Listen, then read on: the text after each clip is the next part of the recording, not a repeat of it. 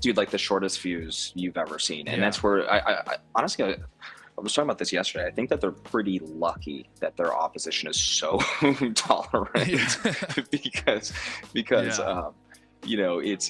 they're just the shortest fuse ever. That's that video yesterday from last night of Nick Sorter walking through the Yeah. encampment. And Yeah. look, like actually that's what all the local news stations should be doing. That's journalism right there. Hey, are they going to snap if I simply walk on a public sidewalk? Is that going to happen? Okay, so that's what he did, and the entire situation erupted. Right, it just exploded.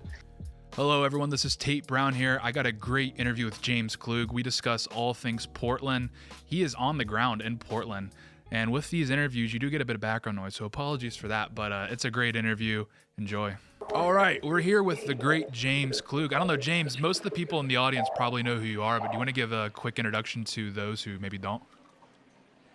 Yeah, absolutely, man. Thanks for having me. So yeah, I create street videos, do mini documentaries, interviews, political commentary. My YouTube channel is youtube.com/James Klüg, and in Portland, Oregon right now, documenting kind of what's going on with Antifa.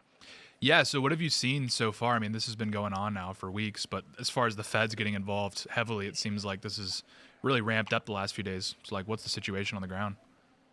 Yeah, for sure. So I got into town 2 days ago, and we went over to the ICE detention facility. That's primarily like the entire block around the ICE detention facility in Portland is where basically everything's going down. It's just all day long, right? Antifa has set up encampments. There are people there 24/7 making noise. They've taken over an entire part of the street, which is obviously, it's public property. So they've taken over an entire part of the street. But from what I've seen, I got here the day after Nick Sorter was arrested. So I was kind of getting filled in on everything that was going on, getting an idea of what's going on the ground. And essentially what they have is they keep arresting like conservative independent journalists that are going there. And basically what they're doing is they're like displaying, okay, well, hey, I'm walking around, I'm reporting, I'm doing my stuff. And that's enough to trigger the activists into completely freaking out, losing their crap. And in his case, he was surrounded. People were assaulting him. Obviously, I mean, it's all on video. You can see it. Mm-hmm. And he was, I was doing an interview with him, and he was saying, I tried to defend myself, I missed, and then I got arrested for it. So he didn't even quite defend himself. It's not like he like jumped into a fight or anything. But we're seeing that kind of trend over the last couple of days as well. You'll see, it's people acting up. They get to take over a certain part of the street. If you enter that part of their street, right? If you enter that public property that they've, I guess, claimed, they'll start basically attacking you. So the people that are fighting back on that, you'll get a few individuals that might go in there or something, and a big brawl starts. Basically, the people that are getting arrested have been conservative. I think there's been a couple Antifa members that just like outside of the detention facility have been arrested as well. But it's, I don't know, it seems as though it's a little bit more one-sided. And that would be more around like Portland Police Department, which is, there's a different story when it comes to the federal property. Portland Police Department has definitely had a hands-off approach when it comes to Antifa and the other left-wing groups that are there. Yeah, I mean, because I keep seeing these videos of Antifa openly agitating right in front of police. And then you pair that with the reports we're seeing where like the feds tried to board up the building and then they got issued a code violation by the Portland, City Council. And so you're seeing these types of things. And I don't know, are you seeing much, I don't know if collaboration is the right word, but are you seeing much like coordination between the police and Antifa? Because there seems to be some sort of understanding that those two groups have come to. Yeah, I mean, I think the overall approach has just been let them essentially do whatever they want.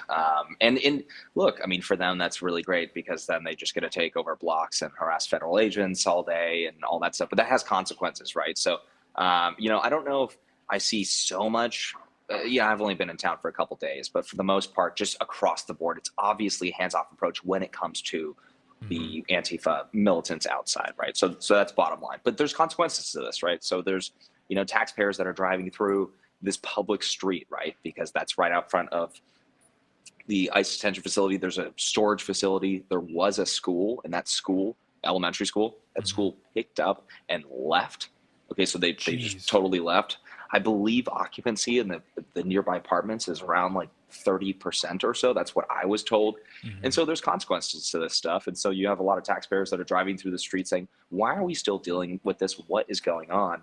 And, I think at a certain point you're looking at that saying, well, the police department's not representing those people that have a problem with it, right? Thousands of letters sent to the city. They're not representing those people, but they are representing and protecting the people that are causing the chaos. And the interesting part about that too is I was doing a bunch of interviews this weekend, which for some reason these people are doing interviews outside of the ICE facility. This is kind of new. That's not really a thing. Yeah. That certainly wasn't the case in like 2020 or 2021. They weren't doing that. So interesting. There's a difference there. But I was interviewing a lot of these people, and they were blaming all of that on ICE or maybe the Republicans, because there's so many in Portland. Instead of blaming their demonstrations and riots that were driving companies and schools out of town and causing the chaos. Dude, I mean, at a certain point, because you're seeing these videos, like Nick Sorter had a video up of like a Portland resident, and by all accounts, I mean, just going off the numbers, likely they're a Democrat, likely they're a Kamala voter. And you see them driving through, and they're clearly agitated with the Antifa, basically functioning as traffic guards. So clearly there's a frustration there. For sure. But this won't seem to translate into like any. It's not going to change anything election wise. I don't think so, because this has been happening in Portland for a while. Like, I don't know why now all of a sudden they think it's any different. But then you see the resistance. You see the resistance once the feds come in and everyone loses their minds. But so, I mean, I guess I'll just say, have you spoken to locals? What do they think about the feds coming in, about the Fed crackdown? Dude, it's Portland. So like you will get locals that have a problem with it and stuff. But for the most part, a lot of this stuff, I mean, the reason why you're seeing this hands-off approach when it comes to these militants that are causing this chaos, right? The reason why you're seeing this is because the people in the city agree with it. A lot of the people do. And I feel really bad for the people that don't, because they're just kind of getting abused.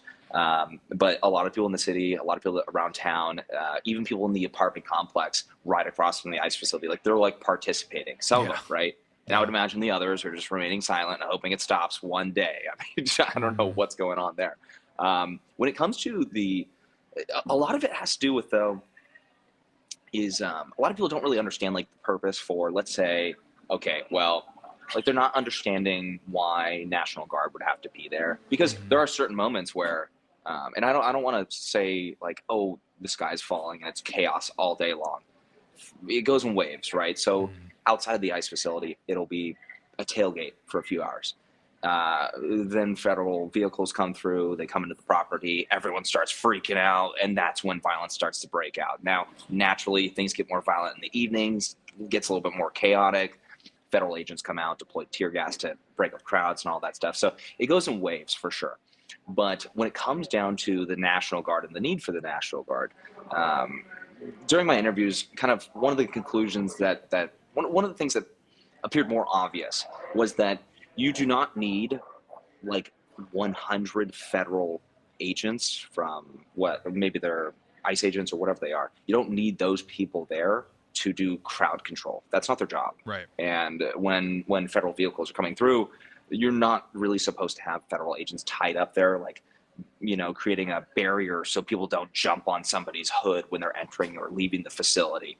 And so to alleviate those people, they were saying, okay, you bring in National Guard to assist that stuff, right? That's like kind of their job. They sit there, they'll be able to direct traffic or whatever it may be, instead of federal agents doing that.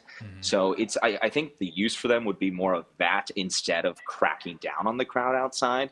But it would probably be a mixture. I mean, I'm not exactly sure what they would end up doing if they were deployed and if they arrived at the Portland facility. But certainly one thing for sure is you do not need 100 federal agents inside the property 24 hours a day. Yeah.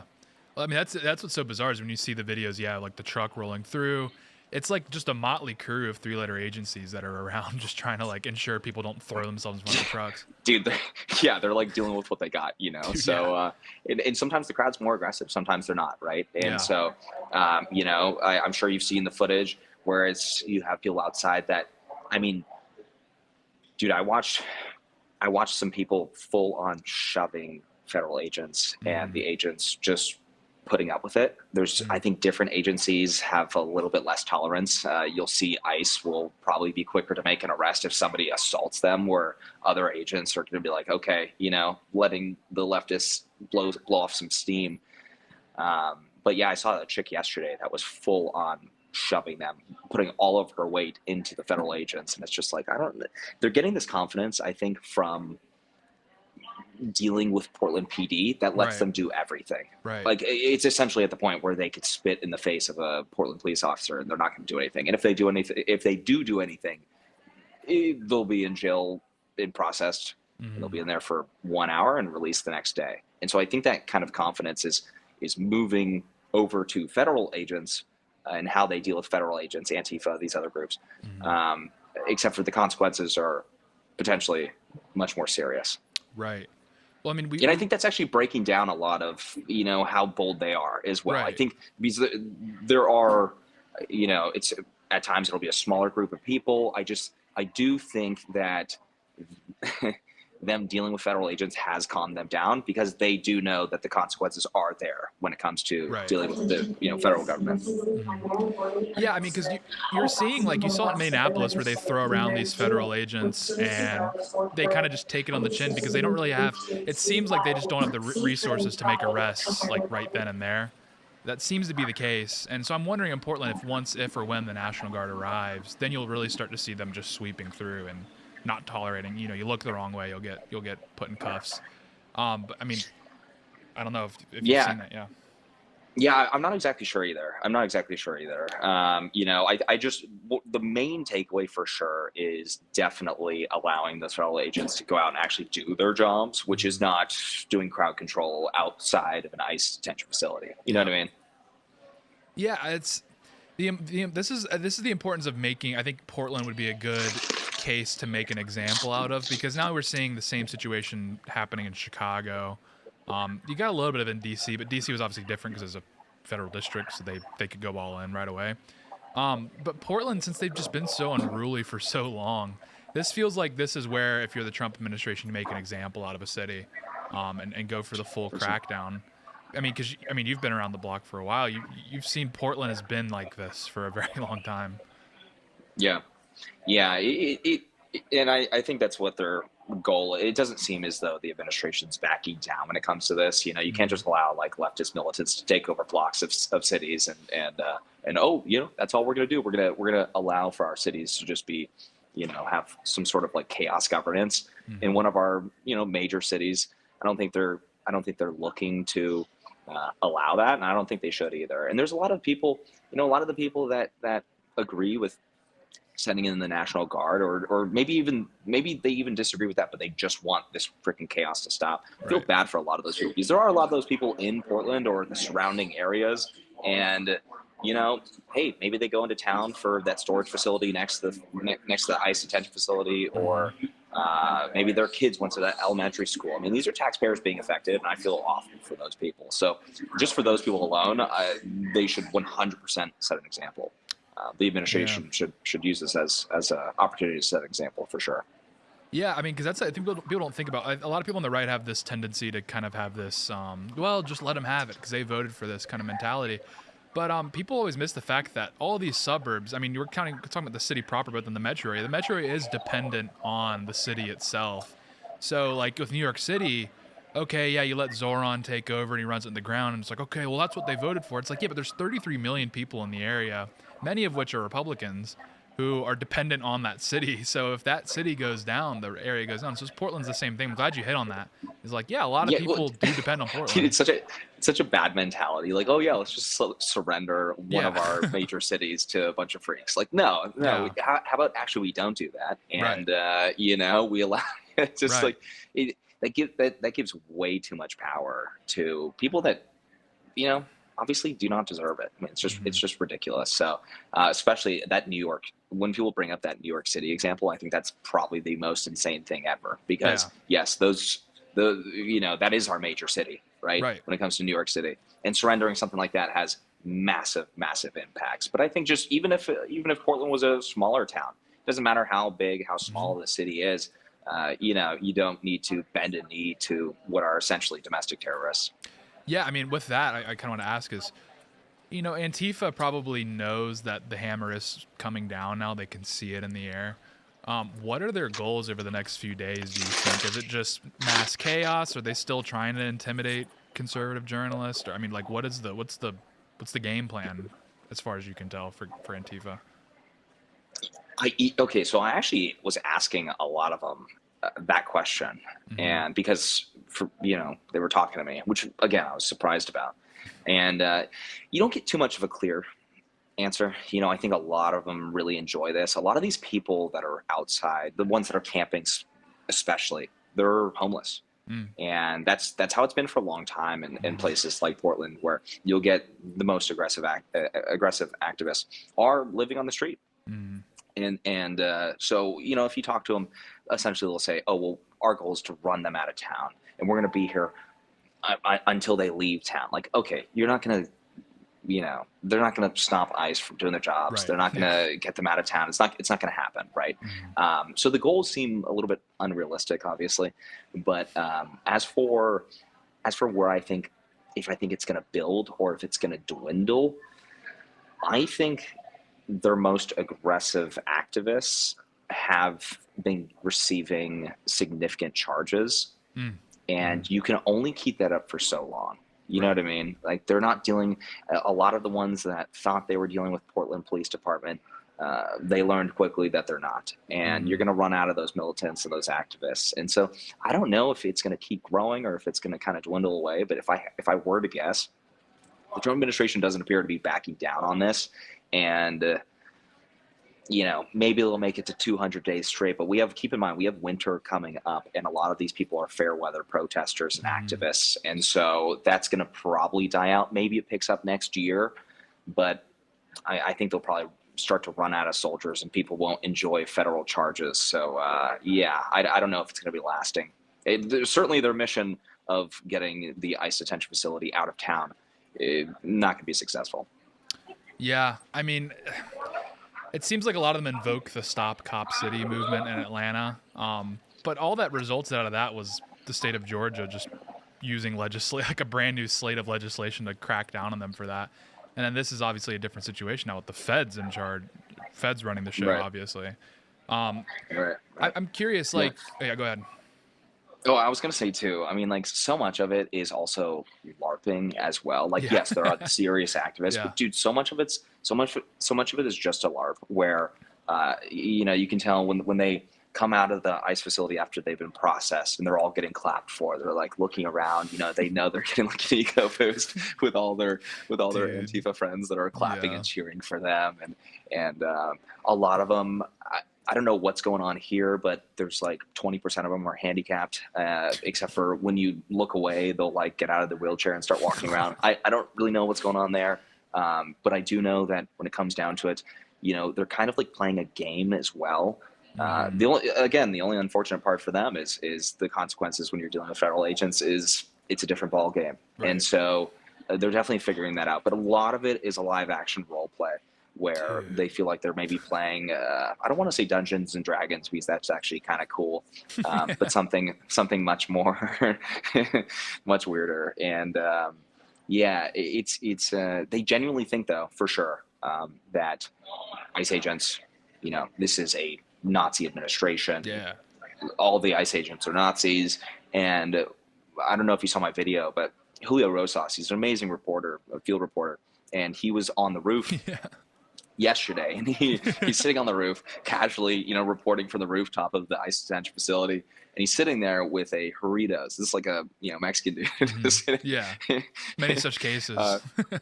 Sitting there with a Doritos, just chilling, watching all these people, and you can see these people like not processing this. They're just like, what's going on here?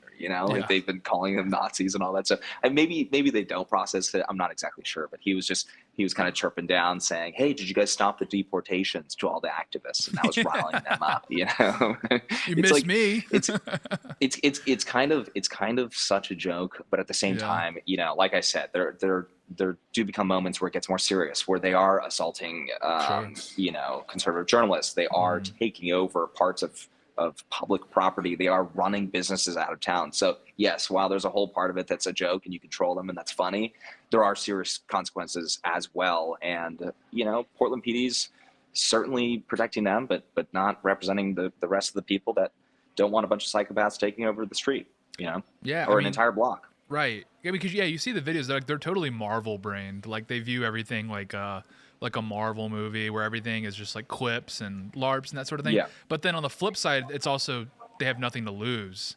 So you have those like two elements where it's like they think they're in a Marvel movie and they're LARPing, and then they have nothing to lose and they think they're fighting fascism or whatever. So that recipe, you just get a bunch of unhinged people that are willing to do anything that are going to snap at any moment, and that's like absolutely petrifying to see. Dude, like the shortest fuse you've ever seen. And that's where I honestly, I was talking about this yesterday. I think that they're pretty lucky that their opposition is so tolerant because it's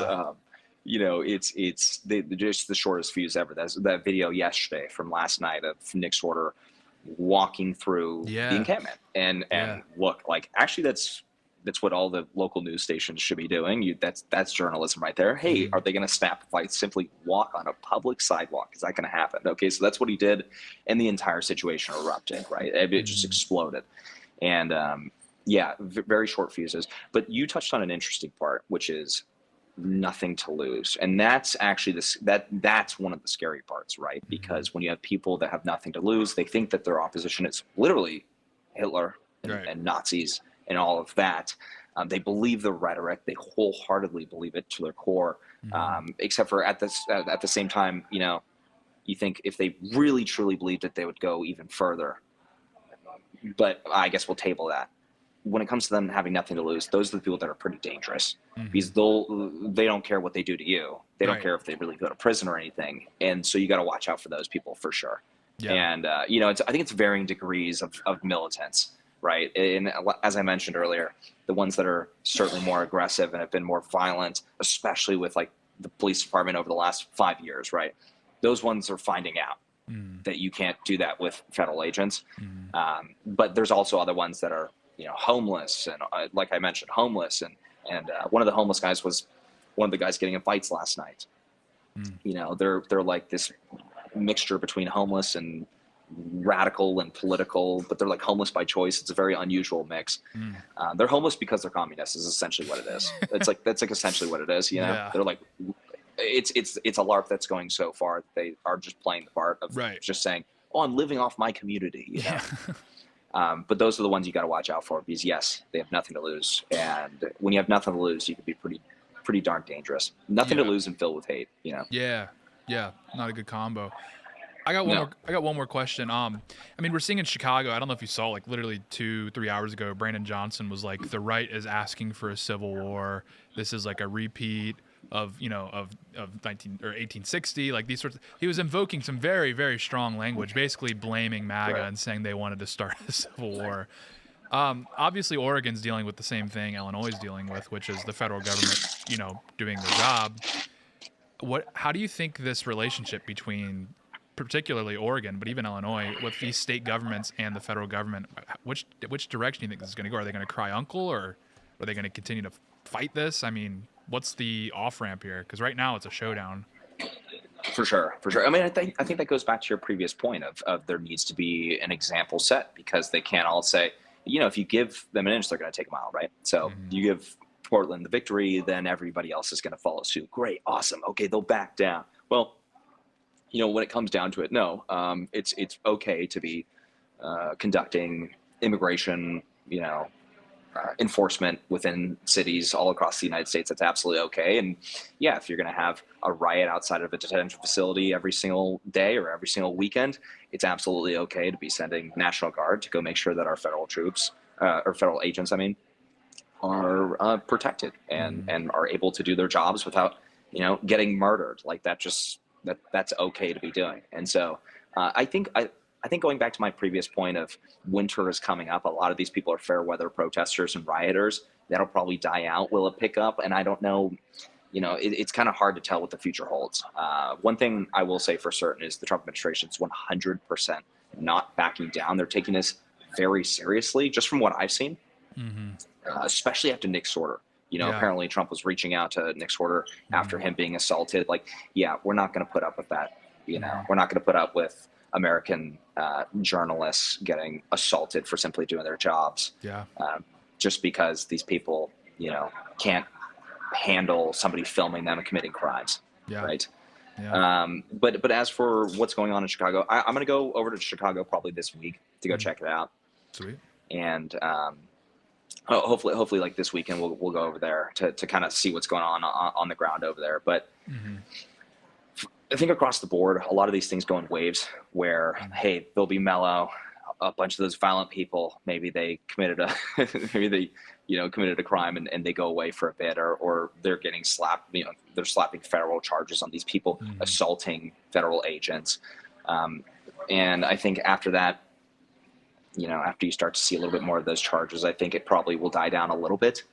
It's hard to see. Again, it's hard to say what's going to be coming in the future. But for the most part, I think, again, over in Chicago, you get those psychos. And after that, after some of those people are made an example out of, you'll probably end up with less brave individuals outside of these facilities protesting, if I were to guess. Yeah.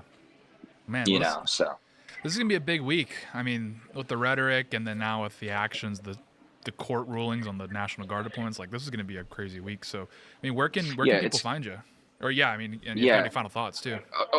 I was just going to say, I mean, what we really do not want is we really do not want this rhetoric to continue where more ICE agents are being assaulted, or even, people are taking this into their own hands and trying to attack or murder federal agents. That's where we do not want this to be going. And so I think most of us, right, are hoping that this is able to, they're able to get those psychos off the street that are actually out there rioting out front of these facilities, get those people off the street before they do something more dangerous. Yeah. Dude, I mean, that's what it is. It's just, we got to cool this down. Sorry, adults here. Yeah. Enough. But yeah, where can people, I mean, I know you said you might be heading to Chicago. Where can people find you? Yeah, you guys check my work out. You can do Real James Klüg, that's Klug, on X, and James Klug on YouTube, that's Klug, youtube.com/James Klug. I'll be posting a video the next couple days from Portland. We got a lot of interesting interviews and all that, so definitely check it out. Based. Well, thank you, Patriot. Really appreciate it.